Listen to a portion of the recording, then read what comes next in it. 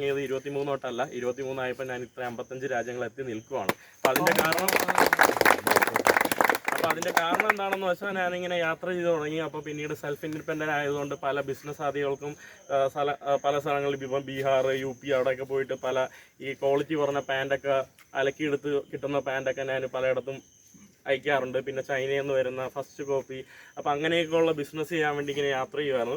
അപ്പോൾ പിന്നെ നമുക്ക് വീട്ടുകാരെ ഡിപ്പെൻഡൻ്റ് ആവാത്തടത്തോളം നമുക്ക് ചെറിയ രീതിയിൽ നമുക്ക് വീട്ടിൽ നിന്നൊക്കെ സ്വാതന്ത്ര്യം കിട്ടും. ആ ഒരു സ്വാതന്ത്ര്യം കൊണ്ടാണ് എനിക്ക് പല ദൂര സ്ഥലങ്ങളിലോട്ടൊക്കെ യാത്ര ചെയ്യാൻ വേണ്ടി അവസരം കിട്ടിയത്. പിന്നീട് അങ്ങനെ വാപ്പ കാരണമാണ് ഞാൻ എൻജിനീയറിങ് ചെയ്തത്. ഫാമിലിയിലെല്ലാ ആൾക്കാരും എൻജിനീയറിങ് എന്നുള്ള ഇത് കാരണം ഞാനും അങ്ങനെ എൻജിനീയറിങ്ങിൻ്റെ പുറകെ പോയി. പിന്നീട് ഒരു വർഷം കഴിഞ്ഞപ്പോൾ തന്നെ എനിക്ക് പിന്നീട് ടൂറിസം ബന്ധപ്പെട്ട് പഠിക്കണമെന്ന് ഒരാഗ്രഹം ഉണ്ടായി. കാരണം എന്തായാലും 23-ാം വയസ്സിൽ എനിക്കെന്താ ലൈഫ് യാത്രയാണ്. അപ്പോൾ എന്തുകൊണ്ട് ടൂറിസത്തിന് വേണ്ടി പഠിച്ചുവിടാന്നേ. അപ്പോൾ പിന്നെ ഡൽഹിയിൽ IITTM, Indian institute of tourism and travel management, അതിനെക്കുറിച്ച് കേട്ടു. അപ്പോൾ അതിന് ഇനി എന്തായാലും ഒരു വർഷം ഓൾമോസ്റ്റ് കഴിഞ്ഞു. ഇനി 2 വർഷം എൻജിനീയറിങ്ങിൻ്റെ പഠനം കഴിഞ്ഞാൽ മാത്രമേ അവിടെ ജോയിൻ ചെയ്യാൻ പറ്റൂ. പിന്നീട് കഷ്ടിച്ച് ഫുൾ ഇങ്ങനെ യാത്ര ചെയ്ത് കടന്നു. സെമസ്റ്ററൊന്നും അങ്ങനെ അറ്റൻഡ് ചെയ്തില്ല. പിന്നെ ഒരു 3-ാമത്തെ സെമസ്റ്റർ കഴിഞ്ഞപ്പോൾ പിന്നെ ഫുള്ളായിട്ട് വിട്ടു. ഇനി 6 മാസമുണ്ട്. 6 മാസത്തിൻ്റെ ഒരു സെമസ്റ്റർ ഫുൾ കണ്ടിന്യൂസ് യാത്ര ചെയ്യാമെന്ന് വിചാരിച്ചു. അത് കഴിഞ്ഞ് നെക്സ്റ്റ് ഇയറിൽ IITTM എൻട്രൻസ് എഴുതി എങ്ങനെയെങ്കിലും അഡ്മിഷൻ വാങ്ങാമെന്ന് വിചാരിച്ചുള്ള ഒരു പ്ലാനായിരുന്നു ഡൽഹിയിൽ. അങ്ങനെ പിന്നീട് യാത്രകൾ തുടർന്നു. അങ്ങനെ 1 വർഷം കഴിഞ്ഞു, 2 വർഷം കഴിഞ്ഞു. പിന്നീട് ഈ ഡൽഹിയിൽ IITTM എല്ലാം ചെയ്തു. അപ്പോൾ കോവിഡ് വന്നപ്പോൾ ഞാൻ പഠിക്കുന്നുണ്ടായിരുന്നു, IITTM പഠിക്കുന്നുണ്ടായിരുന്നു. കോവിഡ് വന്നതിന് ഞാൻ ഒരു സ്ഥലത്ത് സ്റ്റക്കായി. അപ്പോൾ എനിക്ക് തോന്നുന്നു ഏകദേശം 2-3 വർഷങ്ങളായി ഞാൻ യാത്ര ചെയ്തിട്ട്. അപ്പോൾ ഞാൻ സ്റ്റക്കായത് എവിടെയായിരുന്നു? ഇവിടെ നമ്മുടെ ഉത്തരാഖണ്ഡിൽ. അയ്യോ ആ സ്ഥലത്തിൻ്റെ പേരെന്താ? ഉത്തരാഖണ്ഡിലെ പ്രസിദ്ധമായിട്ടുള്ള സ്ഥലം ഋഷികേശിൽ ഞാൻ പെട്ടു. അപ്പോൾ ഋഷികേശിൽ നിന്ന് നമ്മൾ ഒരു സൺഡേ ഉണ്ടായിരുന്നല്ലോ, അന്ന് ഞാൻ അടുത്ത ദിവസം ട്രെയിനിന് വേണ്ടി ബുക്ക് ചെയ്തതാണ്. അപ്പോൾ സൺഡേയിൽ മറ്റേ കൈകൊട്ടിയിട്ടുള്ള ഒരു ഹർത്താൽ ഉണ്ടായിരുന്നല്ലോ സ്റ്റീൽ പ്ലേറ്റിൻ്റെ. അപ്പോൾ അതൊക്കെ അന്ന് കഴിഞ്ഞു. അന്ന് അവിടെ കുറേ ആൾക്കാരൊക്കെ കൊട്ടുന്നുണ്ടായിരുന്നു.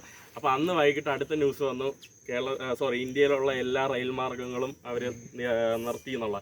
പിന്നെ അവസാന മാർഗ്ഗം ഫ്ലൈറ്റ് ആയിരുന്നു. അപ്പോൾ പിന്നെ ഫ്ലൈറ്റ് യാത്രയ്ക്ക് പോയി. ഓക്കെ, ഇതിനു മുമ്പ് ഒരു കാര്യം മറന്നുപോയി. ഞാൻ ആക്ച്വലി ഇതിനു മുമ്പ് ഞാൻ യാത്രകൾ ചെയ്യുമായിരുന്നു. അപ്പോൾ ഞാനന്ന് സോഷ്യൽ മീഡിയയിലൊന്നുമില്ല, എൻ്റെ പേഴ്സണലായിട്ടുള്ള ഇൻസ്റ്റാഗ്രാം അക്കൗണ്ട് ഉണ്ട്. അപ്പോൾ അന്ന് മൊബൈൽ പോലും എനിക്ക് നല്ല ക്യാമറ എടുക്കാനുള്ള മൊബൈൽ ഇല്ലാത്തതുകൊണ്ട് അങ്ങനെ ഒന്നും ഞാൻ അപ്ലോഡ് ചെയ്യില്ല. അപ്പോൾ ഇങ്ങനെ കുറേ നാളായിട്ട് യാത്ര ചെയ്തപ്പോൾ പല കേരളത്തിലുള്ള ഇങ്ങനെ യാത്രാപ്രേമി, യാത്രാ ലഹരി, അങ്ങനെ കുറേ കേരളത്തിലെ വാട്സപ്പ് ഗ്രൂപ്പുകളുണ്ട്, യാത്രാ കമ്മ്യൂണിറ്റി ഉണ്ട്. അപ്പോൾ അതിലെല്ലാത്തിലും ഞാൻ അംഗമായിരുന്നു. അപ്പോൾ അതുകൊണ്ട് തന്നെ പല ആളുകൾക്കും അന്ന് തന്നെ ഞാൻ ഫെമിലിയർ ആയിരുന്നു. ഇങ്ങനെ യാത്ര ചെയ്യുന്ന ഒരു പയ്യനുണ്ട്, മനസ്സിലായില്ലേ? ഇപ്പോൾ നമ്മുടെ 16-ാം വയസ്സിൽ യാത്ര ചെയ്താമല്ലേ. അപ്പോൾ ആ ഒരു രീതിയിൽ ഞാനും, മനസ്സിലായില്ലേ, ആളുകളുടെ മുന്നിൽ ഒരു പ്രസിദ്ധമായിരുന്നു. അപ്പോൾ അതുകൊണ്ട് പല ആളുകളും എന്നെ ഇതിൽ വിളിക്കും, ഈ ഗ്രൂപ്പുകളിലൊക്കെ ചർച്ചയ്ക്ക് വിളിക്കും, യാത്രയുമായിട്ട് ബന്ധപ്പെട്ടുള്ള ചർച്ച. അപ്പോൾ പല ആളുകളും പറയുന്ന ഒരു ഇതെന്ന് പറയുമ്പോൾ പൈസ ഇല്ലാതെ യാത്ര ചെയ്യാൻ പറ്റില്ല. അങ്ങനെയാണ് ഞാൻ പിന്നെ ഈ 3-ാമത്തെ സെമസ്റ്റർ കഴിഞ്ഞപ്പോൾ 1 രൂപ ഇല്ലാതെ തുടങ്ങിയ ഒരു യാത്രയായിരുന്നു. 1 രൂപ ഇല്ലാതെ ഞാൻ തുടങ്ങിയ യാത്ര ഉത്തരാഖണ്ഡിലെ ഇവിടെ വന്ന് ഋഷികേശിൽ വന്നു. കൊറോണ ആയതുകൊണ്ട് പിന്നെ 1 രൂപ ഇല്ലെങ്കിൽ ഞാൻ കടം വാങ്ങിച്ചൊരു 15,000 രൂപ എന്തോ കടം വാങ്ങിച്ചു. അന്ന് ഫ്ലൈറ്റ് ടിക്കറ്റ് വളരെ കൂടുതലായിരുന്നു. 15,000 രൂപയ്ക്ക് ഫ്ലൈറ്റ് ടിക്കറ്റ് എടുത്ത് തിരുവനന്തപുരത്ത് പോയപ്പോൾ കോവിഡ് ആയതുകൊണ്ട് അവർ നേരെ കൊണ്ടുപോയത് ഹോസ്പിറ്റലിലായിരുന്നു. പിന്നെ അങ്ങനെ 3 ദിവസം അവിടെ ഹോസ്പിറ്റലിൽ കിടന്നു. അപ്പോൾ ഇതിനിടയിൽ എൻ്റെ ക്ലോത്തിങ് ബിസിനസ് എല്ലാം ഡള്ളായി. കാരണം ചൈനയിൽ നിന്നുള്ള സാധനങ്ങൾ വരുന്നില്ല. അപ്പോൾ എല്ലാം ഇതായി. പിന്നെ ഈ 15,000 രൂപ എനിക്ക് തിരിച്ചടക്കേണ്ട സമയമായി. പിന്നെ കോവിഡ് സമയത്ത് പിന്നെ എൻ്റെ സ്കൂൾ ഫീസ് IITTM അഡ്മിഷൻ കിട്ടി, അതിൻ്റെ പൈസ അടക്കണം. പിന്നെ നാട്ടിൽ കോവിഡ് ഒരു 2 മാസത്തോളം എനിക്ക് ക്വാറന്റൈൻ ഉണ്ടായിരുന്നു. ഫസ്റ്റ് 28 ദിവസമാണ് എനിക്ക് ക്വാറന്റൈൻ തന്നത്. പിന്നെ 2 പ്രാവശ്യമായിട്ട് അവർ വീട്ടിൽ വന്നിട്ട് എനിക്ക് വീണ്ടും ക്വാറന്റൈൻ തന്നു, ചുമയും പനിയൊക്കെ ഉണ്ടായിരുന്നുള്ളത്. അങ്ങനെ പിന്നീട് ഞാൻ തിരുവനന്തപുരത്ത് ഒരു കാർ വാഷിൻ്റെ സ്റ്റാർട്ടപ്പ് തുടങ്ങി. കാരണം എനിക്ക് ബിസിനസ് ഐഡിയാസ് എനിക്ക് എപ്പോഴും ഭയങ്കര ഇൻട്രസ്റ്റഡ് ആണ്. ബിസിനസ് ചെയ്യാനും ജോലി ചെയ്യാനും എനിക്കിഷ്ടമാണ്. പക്ഷേ അണ്ടറിൽ പണിയെടുക്കുന്നതിനെക്കാട്ടി സ്വന്തമായിട്ട് എന്തെങ്കിലും. ഞാൻ കോവിഡ് സമയത്ത് ഞാൻ എല്ലാ ദിവസവും രാവിലെ എനിക്ക് എങ്ങനെയെങ്കിലും പൈസ ഉണ്ടാക്കണം. അപ്പോൾ എപ്പോഴും പത്രത്തിലൊരു കോളം ഉണ്ടല്ലോ, കല്യാണം പിന്നെ ജോലി വേക്കൻസീസ്, ടൂർ പാക്കേജസ്. അപ്പോൾ ഞാൻ എപ്പോഴും ജോലി വേക്കൻസീസ് ഉണ്ട്. അങ്ങനെ തൃശ്ശൂരിൽ ഒരു സൂപ്പർ മാർക്കറ്റ് ജോലി എന്നും പറഞ്ഞ് ഞാൻ പോയി. കോവിഡ് സമയത്ത് മാസ്കും വെച്ച് വീട്ടുകാരും വിട്ടില്ല. എന്നിട്ട് പൈസ ഉണ്ടാക്കണമെന്ന് പറഞ്ഞ് നേരെ പോയപ്പോൾ അവർ നേരെ കൊണ്ടുപോയത് അവരുടെ ഗോഡൗണിലാണ്. തൃശ്ശൂരിലെ ഏതോ ഒരു സ്ഥലത്ത് ഗോഡൗണിൽ പോയിട്ട് ആദ്യം തന്നെ അവർ സംസാരിച്ച് പേര് പോലും ചോദിച്ചല്ലോ. നേരെ ഒരു 100 കിലോ ചാക്കിൻ്റെ അരിയെടുത്ത് മുകളിൽ വെച്ചു. അതൊന്നും പറ്റിയില്ല. പിന്നെ ഒരു 50 ചാക്കിൻ്റെയൊക്കെ പിടിച്ച് വൈകുന്നേരം വരെ നിന്നു. പിന്നീട് അവരുടെ എന്താ പറയുക, ഞാൻ ഇങ്ങനെയൊക്കെ യാത്ര ചെയ്യുമെങ്കിലും എനിക്ക് എപ്പോഴും ഒരു സ്ഥലത്ത് പോകുമ്പോൾ അവിടുത്തെ എന്താ പറയുക ശുചിമുറി, എസ്പെഷ്യലി കക്കൂസ് എന്ന് പറയുന്നത് ഒരു നമുക്ക് ചെറിയ എനിക്ക് തോന്നുന്നു എൻ്റെ ഫാമിലി കാരണമായിരിക്കണം, എനിക്ക് ചില സ്ഥലങ്ങളിൽ പോയാൽ എനിക്ക് അഡ്ജസ്റ്റ് ചെയ്യാൻ വേണ്ടി കുറച്ച് പാടാണ് ഈ ഒരു ശുചിമുറിയിൽ മാത്രമായിട്ട്. ഞാൻ ചില സ്ഥലങ്ങളിലൊക്കെ പോകുമ്പോൾ 2-3 ദിവസം ഇപ്പോൾ ട്രെയിനിലൊക്കെ പോകുമ്പോൾ ചില സമയത്ത് പോകാറില്ല, കാരണം ഈ ഒരു ഇതുകൊണ്ട്. അപ്പോൾ അങ്ങനെ പിന്നീട് അത് എനിക്ക് നടന്നില്ല. പിന്നീട് ഞാൻ അവിടെ നിന്ന് തൃശ്ശൂരിൽ നിന്ന് വിട്ടു. പിന്നെ വീട്ടിൽ പോയി ഒരു കാർ വാഷ് സ്റ്റാർട്ടപ്പ് തുടങ്ങി തിരുവനന്തപുരത്ത്. മൊബൈൽ കാർ വാഷ് സ്റ്റാർട്ടപ്പ്, ഒരു പമ്പും കാര്യങ്ങളൊക്കെ കുറച്ച് കാശ് കൊടുത്ത് വാങ്ങിച്ചു. പിന്നീട് ഒരു തിരുവനന്തപുരത്ത് ഒരു 10-15 ദിവസത്തോളം എല്ലാ വീട്ടിലും ഒരു നോട്ടീസൊക്കെ അച്ചടിച്ച് ഞാൻ തന്നെ പോയി മാർക്കറ്റ് ചെയ്തു. ഇതാണ് എൻ്റെ പുതിയ സ്റ്റാർട്ടപ്പാണ്, നിങ്ങൾക്ക് ഞാനിങ്ങനെ 1 മാസം 4 പ്രാവശ്യം വന്ന് കഴുകി തരാം, ഒരു ഫിക്സഡ് എമൗണ്ട് തന്നാൽ മതി എന്നൊക്കെ പറഞ്ഞ് അങ്ങനെ എനിക്ക് ഒരു 20 ദിവസത്തിനുള്ളിൽ തന്നെ ധാരാളം കസ്റ്റമേഴ്സിനെ കിട്ടി. അങ്ങനെ പിന്നീട് ഞാൻ എല്ലാവരുടെ വീട്ടിലും പോയി. പിന്നീട് എൻ്റെ ഒരു സുഹൃത്തുണ്ടായിരുന്നു, അങ്ങനെ പുള്ളിക്കാരനെ എൻ്റെ ഒരു മാനേജർ എന്നുള്ള നിലയിലാക്കിയിട്ട് അവനെയും കൊണ്ട് ഞാൻ പിന്നീട് പോയി. അങ്ങനെ പുള്ളിക്കാരനെയും ഒരു ഇതുണ്ടായിരുന്നു. പിന്നീട് എനിക്ക് ഉള്ള വരുമാനമൊക്കെ കിട്ടി, എൻ്റെ കടങ്ങളൊക്കെ തീർന്നപ്പോൾ പിന്നീട് ഞാൻ ഇതൊരു വലിയൊരു രീതിയിലാക്കാനായിരുന്നു പ്ലാന്. പിന്നീട് എൻ്റെ ഫ്രണ്ട് നല്ലപോലെ നിൽക്കാത്തതുകൊണ്ട് പിന്നീട് എനിക്ക് അത് അവസാനിക്കേണ്ടി വന്നു. വീണ്ടും ഞാൻ യാത്ര തുടങ്ങി. അപ്പോൾ എനിക്ക് വരുമാനം കുറച്ച് കിട്ടണം, എൻ്റെ കടങ്ങൾ തീർക്കണം, പിന്നീട് യാത്ര തുടങ്ങണം എന്നുള്ളൊരു പ്ലാനായിരുന്നു. കാരണം ഓൾറെഡി കോളേജെല്ലാം ഓൺലൈനിലായിരുന്നു റണ്ണിങ് ചെയ്തുകൊണ്ടിരുന്നത്, കോവിഡാണ്. പിന്നീട് യാത്ര തുടങ്ങി. പിന്നീട് യാത്ര അങ്ങനെ ഒരു 3-3.5 വർഷത്തിലോട്ടൊക്കെ എത്തി. 3-4 വർഷം അടുപ്പിച്ച് എത്താറായപ്പോൾ ഈ കോളേജ് വരെ എന്നെ തിരിച്ചു വിളിച്ചു. അപ്പോൾ 2 വർഷം ഓൾറെഡി ഞാൻ ഓൺലൈനിൽ കോളേജ് കഴിഞ്ഞു. പിന്നെ 3-ാമത്തെ വർഷം തിരിച്ചു വിളിച്ചപ്പോൾ ഞാൻ ഓൾറെഡി യാത്രയിലാണ്. ഇതിൻ്റെ ഇടയിൽ ഞാൻ ഈ വാട്സപ്പ് ഗ്രൂപ്പുകളിലൊക്കെ ആദ്യം ഇതായിരുന്നു. പിന്നെ ഇൻസ്റ്റാഗ്രാമിൽ ചെറിയ രീതിയിൽ ഞാൻ വീഡിയോസൊക്കെ ചെയ്യാൻ തുടങ്ങി. അപ്പോൾ അതിനു മുമ്പ് ഒരു 3 വർഷമായിട്ട് യാത്ര ചെയ്യുന്നുണ്ടായിരുന്നു. പിന്നെ ഇൻസ്റ്റാഗ്രാമിൽ ചെയ്തു തുടങ്ങിയപ്പോൾ കുറച്ച് ആളുകൾ അറിയപ്പെടാൻ വേണ്ടി തുടങ്ങി. പിന്നെ ആളുകൾ പറയുന്നുണ്ടായിരുന്നു യൂട്യൂബ് തുടങ്ങുന്നത്. പിന്നെ ഒരിക്കലും യൂട്യൂബിന് വേണ്ടി ആഗ്രഹിച്ചിട്ടില്ല. 23-ാം വയസ്സിൽ യാത്ര ചെയ്യണമെന്നുള്ളൊരു ലക്ഷ്യം ഉണ്ടായിരുന്നു. യൂട്യൂബ് വ്ളോഗർ ആവണമെന്നൊന്നും ഞാൻ ആഗ്രഹിച്ചിട്ടില്ല. ബട്ട് പെട്ടെന്ന് യൂട്യൂബ് തുടങ്ങിയപ്പം പല ആൾക്കാരും എൻ്റെ അടുത്ത് ചോദിക്കുന്നതാണ്, എങ്ങനെയാണ് യൂട്യൂബ് തുടങ്ങിയത്, എങ്ങനെ അച്ചീവ് ചെയ്തു ഈ ഒരു സംഭവം എന്ന്. ഞാൻ എന്താ പറയുക, ഒരു എഫേർട്ടും ഇട്ടിട്ടില്ല. കാരണം എന്നെ പല ആൾക്കാർക്കും അറിയാമെന്നുള്ളതുകൊണ്ട് പെട്ടെന്ന് യാത്ര തുടങ്ങി. കുറച്ച് വീഡിയോ ഇട്ടപ്പോൾ അത് ഓട്ടോമാറ്റിക്കായിട്ട് റീച്ച് ആയതാണ്.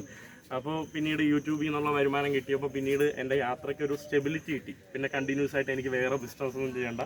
പിന്നീട് ആ ഒരു ഒഴുക്കിലൂടെ ഉള്ള യാത്രയായിരുന്നു. അങ്ങനെ ഇപ്പോൾ ഏകദേശം ഒരു 6-6.5 വർഷത്തോളമായി ഞാനിങ്ങനെ യാത്ര ചെയ്തുകൊണ്ട് നടക്കുന്നു. ഏകദേശം 55 രാജ്യങ്ങളോളം ഞാൻ യാത്ര ചെയ്തു. ഈ യാത്രയ്ക്കെന്ന് പറയുമ്പോൾ നമുക്ക് പല രീതിയിലുള്ള അന്തരങ്ങളുണ്ട്. അതായത് ചില ആളുകളെന്ന് പറയുമ്പം യാത്ര ചെയ്യുന്നതെന്ന് പറയുമ്പോൾ ചില അവരുടെ ഡിസ്റ്റർബൻസ് മാറാനാണ്.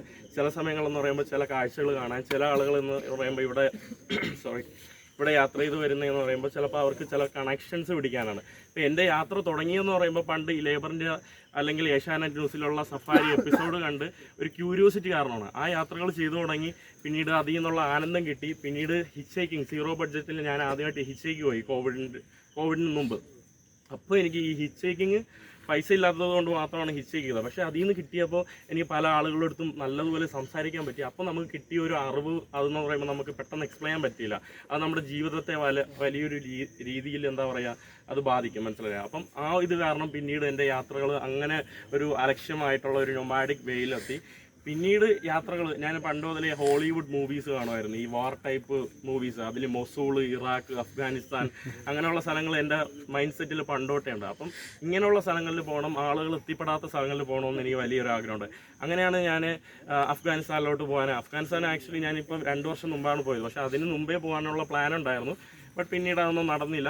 അങ്ങനെ ഞാൻ അഫ്ഗാനിസ്ഥാനിൽ പോയി. അപ്പോൾ ഈ അഫ്ഗാനിസ്ഥാനൊക്കെ പോയപ്പോൾ എനിക്ക് കിട്ടിയ അനുഭവങ്ങളെന്ന് പറയുമ്പം എന്താ പറയുക, നമുക്ക് ഇപ്പം ഞാൻ ഹിച്ചയ്ക്ക് ചെയ്യുമ്പോൾ ഒരു ലോക്കലിൽ നിന്ന് കിട്ടുന്ന അനുഭവത്തിലുപരി നമ്മൾ എന്താ പറയുക ജിയോ പൊളിറ്റിക്കലായിട്ട് അല്ലെങ്കിൽ നമ്മുടെ മീഡിയ എത്രത്തോളം നമ്മളെ ആളുകൾ ബ്രെയിൻ വാഷ് ചെയ്യുന്നു, നമ്മുടെ പൊളിറ്റിക്സ്, ടെററിസം, അങ്ങനെ ഈ ഒരു മേഖലയിലോട്ട് മാറി. അപ്പോൾ ഇപ്പോൾ ഉള്ള എൻ്റെ ഒരു യാത്രയുടെ ലക്ഷ്യം എന്ന് പറയുമ്പോൾ സ്റ്റീരിയോ ടൈപ്പുകളെ പൊളിക്കുക എന്നാണ്. അപ്പോൾ അതിൻ്റെ ഒരു വലിയൊരു ഉദാഹരണം പറഞ്ഞുതരാം.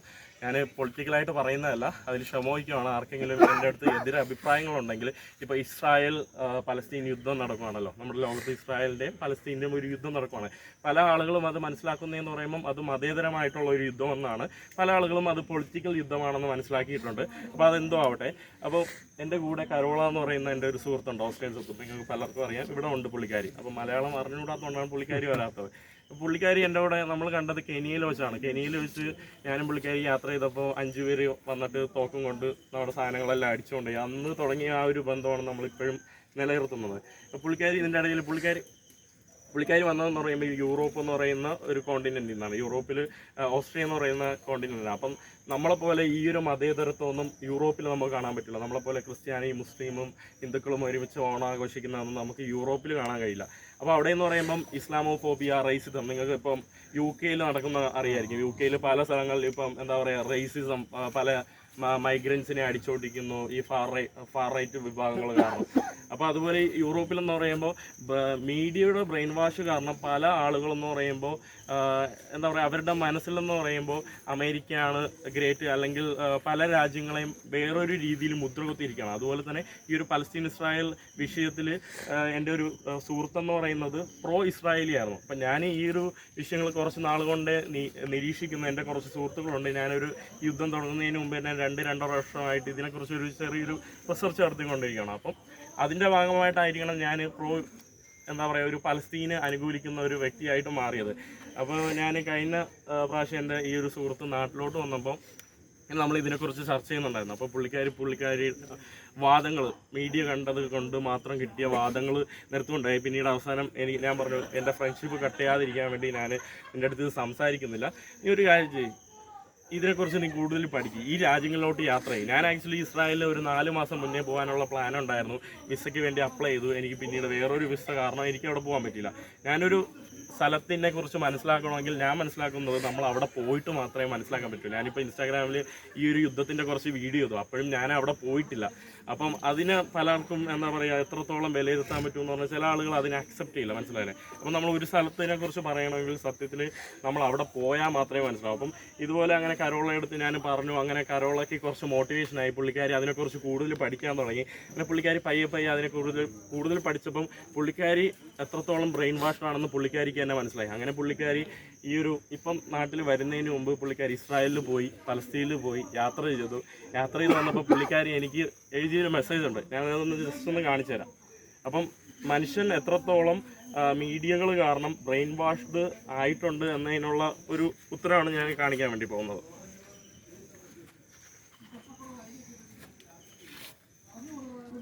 സോറി കേട്ടോ ബോറടിപ്പിക്കുന്നുണ്ടെങ്കിൽ. ഈ ഒരു 23-ാം തീയതി 7-ാം മാസത്തിൽ പറഞ്ഞൊരു കാര്യമാണ്. I feel ashamed now for having been pro Palestine before and after hearing all of this. അതായത് പുള്ളിക്കാരി പറഞ്ഞതെന്ന് പറയുമ്പോൾ ഞാനിപ്പോൾ ചുളിക്കുവാണ്, എൻ്റെ നെറ്റി ചുളിക്കുവാണ്. അതായത് പുള്ളിക്കാരിക്ക് എന്നെ നാണം തോന്നുവാണ്. കാരണം പുള്ളിക്കാരി മുമ്പ് ഇസ്രായേലി ഇസ്രായേലി അനുകൂലി ആയതുകൊണ്ട് പുള്ളിക്കാരിക്ക് ഇപ്പം ഇത് തോന്നുന്നു. കാരണം പുള്ളിക്കാരി ഇപ്പോൾ ഇസ്രായേലിൽ പോയിട്ട് അവിടെ നടക്കുന്ന, അല്ലെങ്കിൽ പലസ്തീനിൽ പോയിട്ട് അവിടെ നടക്കുന്ന കാര്യങ്ങൾ പുള്ളിക്കാരി നേരിട്ട് കണ്ടു. അപ്പോൾ എൻ്റെ യാത്രയുടെ ഇപ്പോഴത്തെ ലക്ഷ്യം എന്ന് പറയുമ്പം ഇങ്ങനെയുള്ള സ്ഥലങ്ങളിൽ പോയിട്ട് ഞാൻ അനുഭവിച്ചറിഞ്ഞ കാര്യങ്ങൾ മനസ്സിലാക്കി മറ്റുള്ളവരിലേക്ക് എത്തിച്ചു കൊടുക്കുക. എനിക്കും ഒരു സ്ഥലത്തെക്കുറിച്ച് മനസ്സിലാക്കണമെങ്കിൽ അത് മീഡിയ കണ്ടാൽ ഒരിക്കലും നമുക്ക് മനസ്സിലാവുന്നുള്ള ഒരു ബോധ്യം എൻ്റെ മനസ്സിൽ വന്നു. അതിൻ്റെ പ്രധാനപ്പെട്ട കാരണം ഇപ്പോൾ അഫ്ഗാനിസ്ഥാനിലെന്ന് പറയുമ്പോൾ നിങ്ങൾ താലിബാൻ എന്ന് പറഞ്ഞാൽ എത്രത്തോളം എന്താ പറയുക ഭീകരമായിട്ടുള്ള ഒരു മുഖമാണെന്ന് നിങ്ങൾക്കറിയാം. ഓക്കെ, ഞാൻ താലിബാനെ സപ്പോർട്ട് ചെയ്യുന്ന ഒരു വ്യക്തിയല്ല. പല ആളുകളും എന്നെ തീവ്രവാദി എന്ന് വിളിക്കുന്നുണ്ട്. ബട്ട് സ്റ്റിൽ ഞാൻ എൻ്റെ ഒരു എക്സ്പീരിയൻസ് പറയുന്നതാണ്. അഫ്ഗാനിസ്ഥാനിൽ പോയപ്പോൾ ഞാൻ പേടിച്ച് തൂറിയാണ് പോയത്. ആക്ച്വലി എൻ്റെ ഒരു റഷ്യൻ ഫ്രണ്ട്, എനിക്ക് ആദ്യമേ പോകണമെന്നുണ്ട്, പക്ഷേ താലിബാൻ കാരണം എനിക്ക് അഫ്കോഴ്സ് എനിക്ക് പോകാൻ പറ്റില്ല. കാരണം ചിലപ്പോൾ അവർ വെടിവെച്ച് കൊല്ലുമെന്നൊക്കെ എനിക്കുണ്ട്. ബട്ട് പിന്നെ എൻ്റെ ഒരു റഷ്യൻ ഫ്രണ്ട് ഇരുന്ന് പിരികയറ്റി. ഞാൻ ഉസ്ബെക്കിസ്ഥാനിലുണ്ടായിരുന്നു. അപ്പോൾ അവൻ കാരണം ഞാൻ പിന്നെ വിസയ്ക്ക് നമ്മൾ രണ്ടുപേരും എംബസിയിൽ പോയി അപ്ലൈ ചെയ്തു. ലാസ്റ്റ് അവൻ എന്നെ എന്താ പറയുക തേച്ചിട്ട് അവൻ വന്നില്ല, അവൻ പേടിച്ച് വന്നില്ല. പിന്നെ ലാസ്റ്റ് എനിക്ക് വിസ കിട്ടിയതുകൊണ്ട് വിസ ഒരു 6 ദിവസമൊക്കെ നിന്ന് കഷ്ടപ്പെട്ട് കിട്ടിയതാണ്. അപ്പോൾ അങ്ങനെ ഞാൻ ഭയങ്കര സന്തോഷത്തോടെ തജിക്കിസ്ഥാനിൽ നിന്ന് എക്സിറ്റൊക്കെ അടിച്ച് ഞാൻ അഫ്ഗാനിസ്ഥാനിലോട്ട് പോയി. അപ്പോൾ അഫ്ഗാനിസ്ഥാനിൽ പോകുമ്പോൾ എൻ്റെ പ്രിപ്പറേഷൻ എന്ന് പറയുമ്പോൾ എൻ്റെ ഒരു മനസ്സിലെന്ന് പറയുമ്പോൾ താലിബാൻ ചിലപ്പോൾ നമ്മളെ വല്ലതും ചെയ്യും, ചിലപ്പോൾ പിടിച്ച് വെടിവെക്കും. അതുകൊണ്ട് അവരെന്തായാലും ഇസ്ലാമിക് എക്സ്ട്രീമിസ്റ്റ് ടെററിസ്റ്റ് ആണല്ലോ, അതായത് മുസ്ലിം തീവ്രവാദ സംഘടനയാണല്ലോ, മുസ്ലിം അനുകൂല തീവ്രവാദ സംഘടനയാണ്. ചിലപ്പോൾ ഞാനും ഒരു ഭയങ്കര ഒരു അടിപൊളി മുസ്ലിമാണെന്ന് പറഞ്ഞാൽ അവരൊന്നും ചെയ്യില്ല എന്നുള്ളൊരു എന്താ പറയുക ഒരു തെറ്റിദ്ധാരണയിലാണ് ഞാൻ നിസ്കാര കുപ്പായം എൻ്റെ ബാഗിൻ്റെ മുകളിൽ വെച്ച് കെട്ടി വെച്ചിട്ട് പോയത്, മനസ്സിലായില്ലേ. അപ്പം അങ്ങനെ പോയി. അപ്പോൾ എൻ്റെ ഒരു മനസ്സിലുണ്ട് അവർ ചിലപ്പോൾ ബാഗ് തുറന്നാൽ ഇത് ആദ്യം കാണും, അപ്പോൾ അവർ അസ്സലാമു അലൈക്കും എന്നൊക്കെ പറഞ്ഞ് എന്നെ കെട്ടിപ്പിടിച്ച് രാജ്യത്ത് കയറ്റും എന്നുള്ളൊരു തെറ്റിദ്ധാരണ ഉണ്ടായിരുന്നു. പക്ഷെ അത് 2-ാമത്തെ ദിവസം ഞാൻ ഇത് എടുത്തു കളഞ്ഞു. അപ്പം ആദ്യത്തെ അഫ്ഗാനിസ്ഥാനിലെ ദിവസം തൊട്ട് എൻ്റെ മനസ്സാകെ ഇങ്ങനെ തോന്നുവാണ്, ഞാൻ ഇത്രയും നാൾ കണ്ടതല്ല ഇവിടെ കാണുന്നത്. അതാണ് ഇപ്പം നിങ്ങളിപ്പം പറയും ഞാൻ ചിലപ്പോൾ മുസ്ലിം ആയതുകൊണ്ടാണ് ഇങ്ങനെ പറയുന്നത്. ഞാനിപ്പം റഷ്യയിൽ നിന്ന് അവസാനമായിട്ട് പാസ്പോർട്ട് പേജ് ചേർന്ന് ഞാനൊരു 10-15 ദിവസം ആയിട്ടേ ഉള്ളൂ ഇന്ത്യയിലോട്ട് വന്നിട്ട്. റഷ്യയിൽ നിന്ന് ഞാൻ ഇന്ദിരാഗാന്ധി എയർപോർട്ടിൽ, നമ്മളെ ഡൽഹി എയർപോർട്ടിൽ വന്നപ്പോൾ പെട്ടെന്ന് ഒരു മലയാളി വന്നിട്ട് ഹായ് ബ്രോ എന്തൊക്കെയുണ്ട് വിശേഷം എന്ന് പറഞ്ഞ് പുള്ളിക്കാരി എൻ്റെ അടുത്ത് വന്നിട്ട് സംസാരിച്ചു. അപ്പോൾ ഒരു മലയാളിയാണ്. അപ്പോൾ പുള്ളിക്കാരൻ ഞാൻ ചോദിച്ചു എവിടെ പോയിട്ട് വന്നതെന്ന് ചോദിച്ചാൽ പുള്ളിക്കാരൻ പറഞ്ഞു ഇപ്പം ഞാൻ കാബൂളിൽ നിന്ന് അഫ്ഗാനിസ്ഥാനിൽ നിന്ന് വന്നേ ഉള്ളൂ. അപ്പോൾ പുള്ളിക്കാരൻ ഒരു ഹിന്ദുമത വിശ്വാസിയാണ്. പുള്ളിക്കാരനും അവിടെ പോയി സുഖമായിട്ട് യാത്ര ചെയ്തു. അപ്പം ഞാൻ എന്നിട്ടും ഈ യാത്ര ചെയ്തിട്ട് ഞാൻ എൻ്റെ അനുഭവങ്ങളെല്ലാം ഞാൻ യൂട്യൂബിലൂടെയും മറ്റു എൻ്റെ പ്ലാറ്റ്ഫോമുകളിലൂടെ ഇട്ടും. എന്നിട്ടും നമ്മുടെ വീട്ടിലിരിക്കുന്ന ആളുകൾ എന്നെ വിളിക്കുന്നത് തീവ്രവാദി അല്ലെങ്കിൽ ഞാൻ അവരെ വൈറ്റ് വാഷ് പെയിൻ്റ് അടിക്കാൻ വേണ്ടി പോയെന്നാണ്. അപ്പോൾ എൻ്റെ യാത്ര കൊണ്ട് ഞാൻ മനസ്സിലാക്കിയത് നമ്മുടെ ബെന്യാമിൻ്റെ ഒരു വാക്കുണ്ട്, നാം അനുഭവിക്കാത്ത ജീവിതങ്ങളെല്ലാം നമുക്ക് വെറും കെട്ടുകഥകൾ മാത്രമാണ്. എനിക്ക് ചിലപ്പോൾ തോന്നിപ്പോകാറുണ്ട് അദ്ദേഹം ആ വാക്ക് സത്യത്തിൽ പറഞ്ഞില്ലെങ്കിൽ ആ വാക്ക് ഞാൻ എന്തായാലും എൻ്റെ അനുഭവം കൊണ്ട് പറയുമായിരുന്നു, അതെൻ്റെ വാക്കായിട്ട് മാറി തീരുമായിരുന്നു. പക്ഷേ അതിനു മുമ്പേ അദ്ദേഹം ആ വാക്ക് എഴുതി ചേർത്തു. അപ്പോൾ എൻ്റെ ജീവിതം കൊണ്ട് മനസ്സിലാക്കിയതാണ് നാം അനുഭവിക്കാത്ത കഥകളെല്ലാം നമുക്ക് വെറും കെട്ടുകഥകൾ മാത്രമാണ്. അപ്പോൾ നിങ്ങളെല്ലാവരും ഇങ്ങനെയുള്ള സ്ഥലങ്ങളെക്കുറിച്ച് പഠിക്കുമ്പോഴും ഏതെങ്കിലും കാര്യങ്ങളെക്കുറിച്ച് കേൾക്കുമ്പോഴും അവിടെ പോയിട്ട് നിങ്ങളുടെ എന്താ പറയുക യാത്രാ അനുഭവങ്ങൾ വെച്ച് മാത്രം ഒരു രാജ്യത്തെയും ഒരു എന്താ പറയുക സംഘടനയും ഒരു സ്ഥലത്തെയൊക്കെ എന്താ പറയുക വിലയിരുത്തുക എന്നുള്ളൊരു അഭിപ്രായമുണ്ട്. അപ്പോൾ കാഴ്ചകൾ കാണുക എന്നുള്ള ലക്ഷ്യത്തിൽ നിന്ന് മാറി അല്ലെങ്കിൽ ഭക്ഷണങ്ങൾ രുചിക്കുക എന്നുള്ള ലക്ഷ്യത്തിൽ നിന്ന് അനുഭവങ്ങൾ ലഭിക്കുക എന്ന ലക്ഷ്യത്തിൽ നിന്ന് ഇപ്പം ഞാൻ എത്തി നിൽക്കുന്നത് സ്റ്റീരിയോ ടൈപ്പുകളെ പൊളിക്കുക എന്നുള്ളൊരു ലക്ഷ്യത്തിലാണ്. അപ്പോൾ ഇനി യാത്ര ചെയ്ത് വേറൊരു അന്തരമുണ്ടായി ചിലപ്പം എൻ്റെ ഒരു ലക്ഷ്യം വേറെ ആയി മാറിയേക്കാം. അപ്പോൾ എന്തായാലും താങ്ക് യു സോ മച്ച്.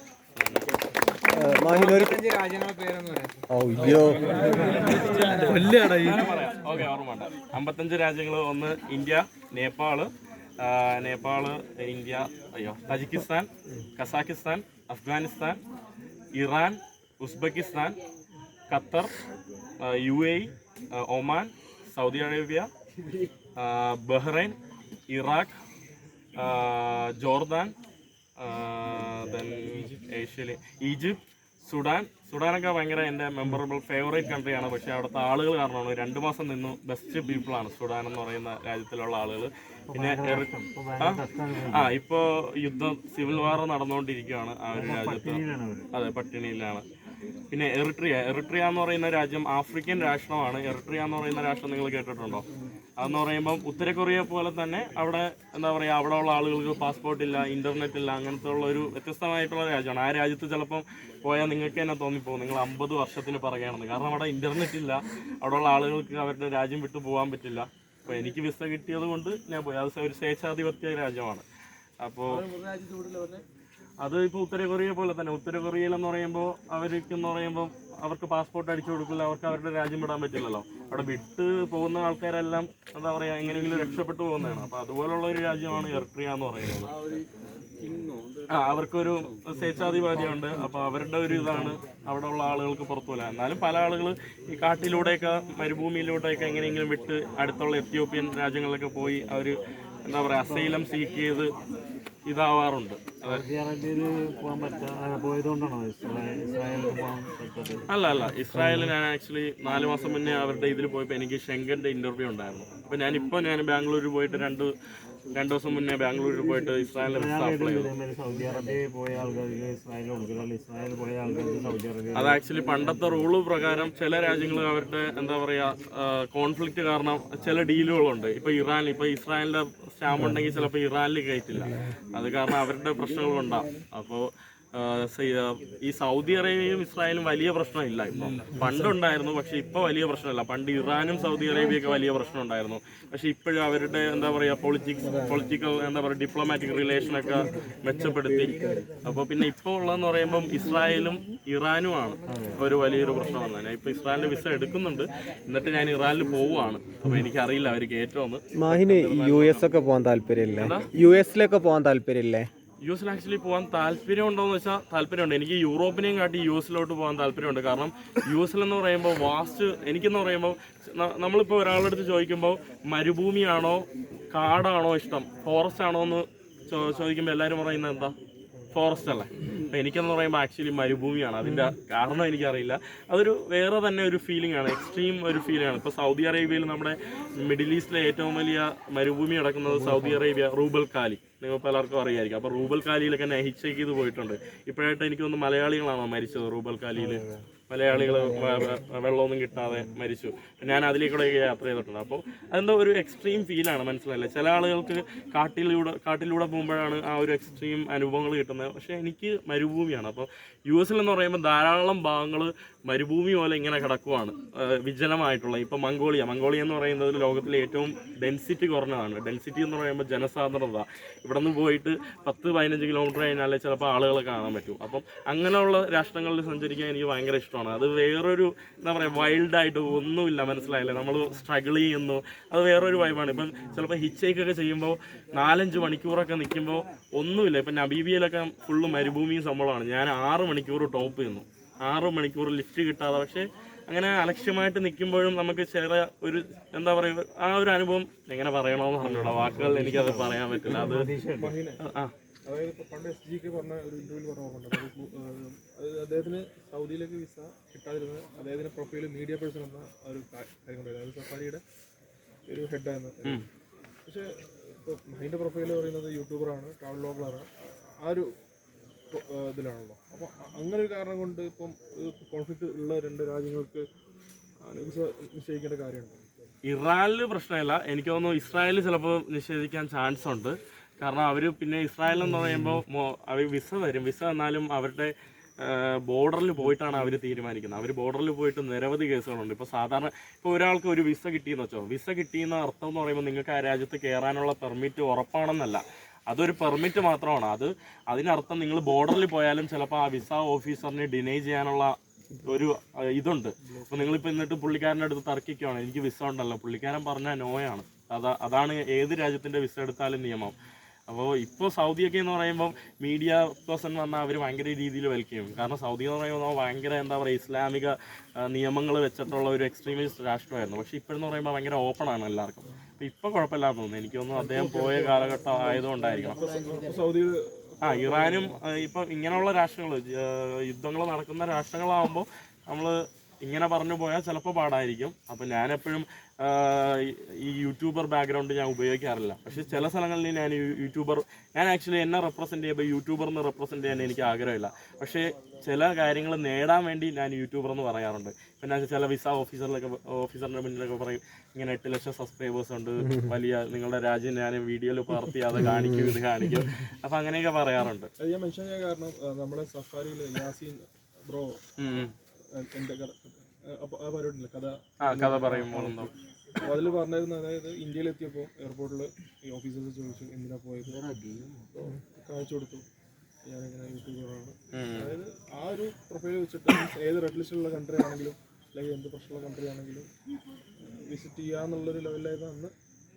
അത് ഇപ്പൊ ഓരോ രാജ്യങ്ങളും ചില രാജ്യങ്ങളുടെ നമ്മളെ എയർപോർട്ടിൽ ഇപ്പോൾ തുർക്കിയിലെ വിസ ഉണ്ടെങ്കിൽ ചോദിക്കുമല്ലോ എന്തിനാണ് പോയത്. അത് സ്പെഷ്യലി ചോദിക്കാറുണ്ട്. ഇപ്പോൾ സുഡാനൊക്കെ ആണെങ്കിൽ, ഇപ്പോൾ എനിക്കെന്ന് പറയുമ്പോൾ അഫ്ഗാനിസ്ഥാനിൽ പോയോട്ട് ഞാൻ ഇപ്പോഴും നേരിടുന്ന ഒരു പ്രശ്നമുണ്ട്. ഞാൻ താലിബാന് ശേഷം ഇന്ത്യയിൽ നിന്ന് ആദ്യം പോകുന്ന ഒരു വ്യക്തിയാണ്. അഫ്ഗാനിസ്ഥാനിൽ താലിബാൻ വന്നതിന് ശേഷം അന്ന് ഞാൻ അഫ്ഗാനിസ്ഥാനിൽ എത്തിയപ്പോൾ തന്നെ എൻ്റെ വീട്ടിൽ 3 പ്രാവശ്യം ക്രൈം ബ്രാഞ്ച് വന്നു. കേരള ക്രൈം ബ്രാഞ്ച് വന്നു. അവർ കുറേ കാര്യങ്ങൾ ചോദിച്ചിട്ട് പോയി. അപ്പോൾ പിന്നീട് ഇവർ പലപ്പോഴും എൻ്റെ വാട്സപ്പ് മെസ്സേജ് ഇൻ്റലിജൻസ് കോൺടാക്ട് ചെയ്യുന്നുണ്ടായിരുന്നു എൻ്റെ അടുത്ത്. അപ്പോൾ ഞാൻ വിചാരിച്ചു, അപ്പോൾ എൻ്റെ മനസ്സിലൊരു പ്ലാൻ ഉണ്ടായിരുന്നു. അന്ന് അഫ്ഗാനിസ്ഥാൻ പോയ സമയത്ത് ഞാൻ 5 വർഷം കഴിഞ്ഞേ നാട്ടിൽ വരുള്ളതായിരുന്നു. അപ്പോൾ അങ്ങനത്തെ ഒരു പ്ലാനിലായിരുന്നു പോയത്. ഒരു ബ്രേക്കിൽ 5 വർഷം കഴിഞ്ഞായിരുന്നു എൻ്റെ പ്ലാൻ. അപ്പോൾ പിന്നീട് ഇറാന് പോയപ്പോൾ തന്നെ വിസ കിട്ടിയില്ല. അപ്പോൾ വിസ കിട്ടാതെ സ്റ്റക്കായി, ഇറാഖിൽ പോകാൻ പറ്റിയില്ല. പിന്നെ ഞാൻ നാട്ടിൽ വന്നപ്പോൾ എന്നെ ചെന്നൈ എയർപോർട്ടിൽ ഞാൻ പോയപ്പോൾ ഇവർ എമിഗ്രേഷൻ എൻ്റെ പാസ്പോർട്ട് എടുത്ത് നമ്മൾ സ്കാൻ ചെയ്യുമല്ലോ, സ്കാൻ ചെയ്ത് ഇങ്ങനെ നോക്കിയപ്പോൾ തന്നെ അവരുടെ കണ്ണൊക്കെ ഇങ്ങനെ പോകുള്ളൂ. അപ്പം തന്നെ എനിക്ക് മനസ്സിലായി എന്തോ ഒരു ഗുലുമാലുണ്ടെന്ന് അഫ്ഗാനിസ്ഥാനിൽ പോയതിൻ്റെ. അങ്ങനെ ഇവർ എൻ്റെ അടുത്ത് പറഞ്ഞ് ഇപ്പോൾ വരാമെന്ന് പറഞ്ഞ് എൻ്റെ കൈ പിടിച്ചുകൊണ്ട് പോയി. എനിക്ക് മൂത്രം ഒഴിക്കാനുണ്ടായിരുന്നു, അറിഞ്ഞു, അതൊന്നും സംഭവിച്ചില്ല. നേരെ അവർ കൊണ്ടുപോയി നമ്മുടെ ഇതിൻ്റെ അകത്ത് തന്നെ പ്രിസൺ ഉണ്ടാവുമല്ലോ, നമ്മളെ എല്ലാ എയർപോർട്ടിലും പ്രിസൺ ഉണ്ടാവുമല്ലോ, ആ പ്രിസണിൻ്റെ അകത്ത് കൊണ്ടിട്ടു. അപ്പോഴാണ് എനിക്ക് മനസ്സിലായത് എനിക്കെന്തോ വലിയൊരു പണി കിട്ടിയെന്ന്. പിന്നെ അവർ അത് കഴിഞ്ഞ് എന്നെ വിട്ടു. പിന്നീട് എനിക്ക് മനസ്സിലായി. പിന്നെ ഞാൻ വീട്ടിലെത്തിയപ്പം തന്നെ പോലീസ് വന്നു. അപ്പോൾ ഇപ്പോഴും എൻ്റെ പാസ്പോർട്ടിൽ അലേർട്ട് ഇതുണ്ട്. അതായത് നമ്മുടെ ഏത് ഇന്ത്യയുടെ പോർട്ടിൽ ഞാൻ എൻ്റർ ചെയ്യുമ്പോഴും എക്സിറ്റ് ചെയ്യുമ്പോഴും അവർക്ക് ഇൻ്റലിജൻസിന് റിപ്പോർട്ടും സംഭവങ്ങളൊക്കെ കൊടുക്കണം. അപ്പോൾ അതുകൊണ്ട് ഒരു അലേർട്ടുണ്ട്. അപ്പോൾ എന്നെ എപ്പോഴും പിടിച്ചു നിർത്തും. എയർപോർട്ടിലൊക്കെ പോകുമ്പോൾ പിടിച്ചു നിർത്താം. അപ്പോൾ അത് അഫ്ഗാനിസ്ഥാനിൽ പോയോണ്ടുള്ള ഗിഫ്റ്റാണ്. പക്ഷേ ഇപ്പം പോകുന്നവർക്ക് കിട്ടില്ല. കാരണം അന്ന് ഞാൻ ആദ്യം പോയി ഈ താലിബാൻകാരോടെ താമസിച്ചു, അവരുടെ കൂടെ വീഡിയോ എടുത്തു, താലിബാൻ ബന്ധം എങ്ങനെയാണ്. കാരണം ഞാൻ ഗുജറാത്തിൽ പഠിച്ചുകൊണ്ടിരുന്ന സമയത്ത് ഒരു അഫ്ഗാനി പയ്യൻ്റെ ഒരു നല്ല സുഹൃത്തായിരുന്നു. അപ്പം അവൻ നല്ല ഫ്രണ്ടാണ്, അവൻ ഭയങ്കര ഓപ്പണാണ്, എല്ലാമാണ്, അവന് ഗേൾ ഫ്രണ്ടൊക്കെ ഉണ്ട്, സംഭവമാണ്. ഇപ്പോൾ അഫ്ഗാനിസ്ഥാനിൽ ഞാൻ പോയ സമയത്ത് മെസ്സേജ് അവൻ കാരണമാണ് എനിക്ക് വിസയൊക്കെ എടുത്തു തന്നത്.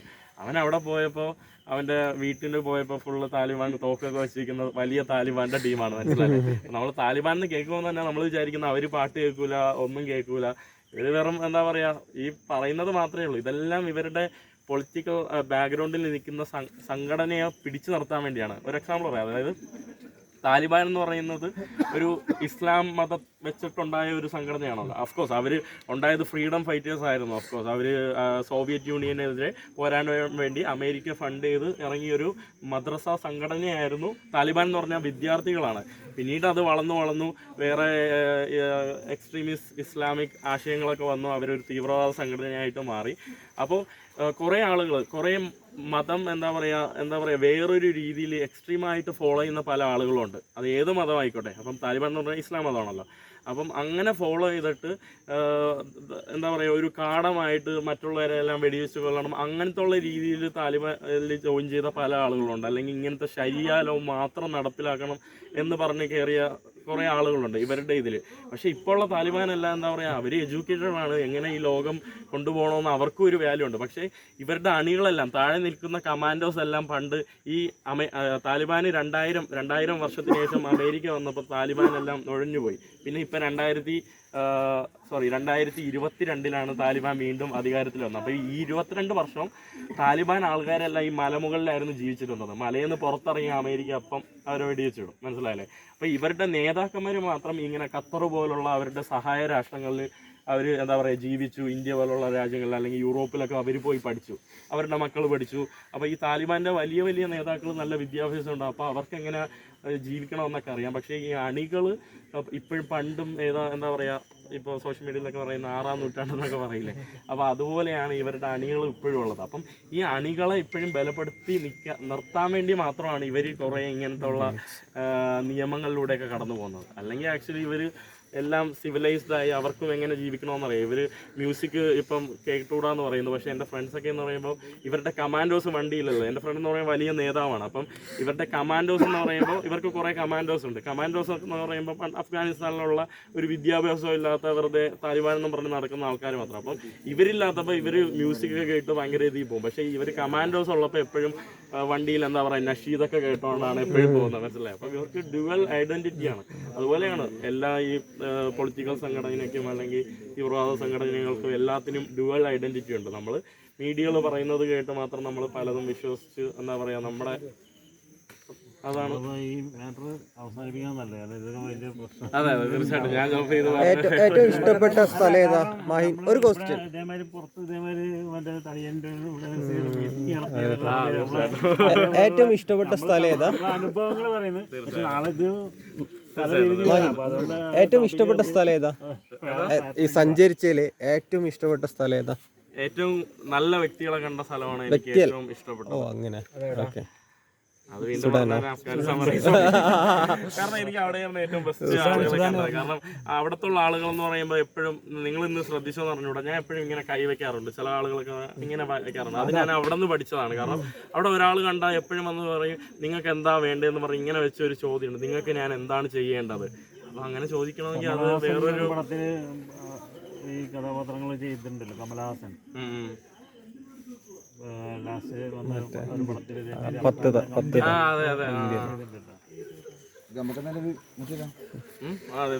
സംഭവം വെച്ചാല് അപ്പോ നമുക്ക് ഈ പരിപാടി വെച്ച് തന്നത് നമ്മുടെ അഗ്രഹാരം എന്ന് പറയുന്ന റിസോർട്ടാണ്. ഇവിടെ നിന്നിട്ട് ഓക്കെ ആണോ?